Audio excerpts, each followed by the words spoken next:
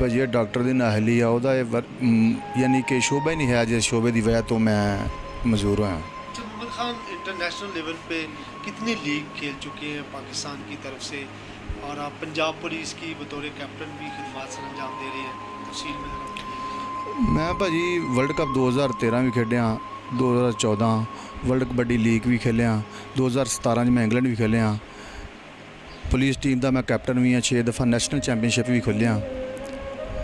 मौके पर भी मैं जिस टीम खेल रहा उस टीम का मैं कैप्टन सा भाजी। अब जो नेशनल चैंपियन लीग इस्लामाबाद में हो रही थी वहाँ पे भी आप कैप्टन की खिदमत सर अंजाम दे रहे थे, कैप्टन खेल रहे थे। अच्छा, बायर बैरून में कितने मैचेस खेल चुके हैं, इंग्लैंड यूके, इसमें कितने आपके विजिट हो चुके हैं, दौरे हो चुके हैं? मैंने तकरीबन 9 दफ़ा मैं गया जी इंडिया, 1 दफ़ा मैं इंग्लैंड गया। हाँ जी, 2 दफ़ा इंडिया, 1 दफ़ा इंग्लैंड। हाँ जी, 1 दफ़ा इंग्लैंड गया 2017 अच्छा, आप पंजाब पुलिस में बतौर कैप्टन है, आपके महकमे की तरफ से आपके साथ क्या सपोर्ट की गई है? हुकूमती सतह पे कोई किस चीज़ का नोटिस लिया गया है?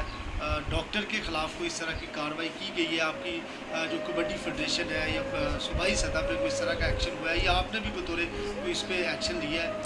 कबड्डी फेडरेशन की तरफों कोई एक्शन नहीं लिया गया जी, किसी किस्म का भी कोई किसी ने पूछा नहीं, कोई गलबात नहीं। जिहड़ा मेरा महकमा वा वो मेरे नाल आ जी। SSP साहब लाहौर मेरे कोल भी गए आ, उन्होंने मेरी माली मदद भी की आ। फैसलाबाद भी आए आ, CPO फैसलाबाद भी आ रहे हैं, मेरे नाल राबता भी किया, फ़ोन भी किया। लाहौरों IG ऑफिस तो भी मैंने कॉल आई आ, मेरे कोच साहब भी मेरे नाल राबते च आ। यानी कि पंजाब पुलिस के कोच हैं वो भी आपके साथ राब्ते में हैं। पुलिस की तरफ से, आपके डिपार्टमेंट की तरफ से आपके साथ तावन किया जा रहा है, वो गाए बगाए आपकी खैरियत दरियाफ्त कर रहे हैं? जी बिल्कुल कर रहे हैं, मेरा महकमा मेरे साथ है। अच्छा, कबड्डी फेडरेशन की तरफ से आपके साथ कबड्डी फेडरेशन की तरफ से कोई राब्ता नहीं है। क्या कोई उन्होंने यकीन दहानी कराई है कि जो डॉक्टर की नाअहली की वजह से ये मामला पेश है, इस पर भी कोई हुकूमती सतह पे कोई कार्रवाई की गई है, या आपकी तरफ से या आपके महकमे की तरफ से? फिलहाल कोई कार्रवाई नहीं की गई जी, लेकिन मेरे अफसरान आ रहे हैं, उन्होंने को इंशाल्लाह करवावांगे जी।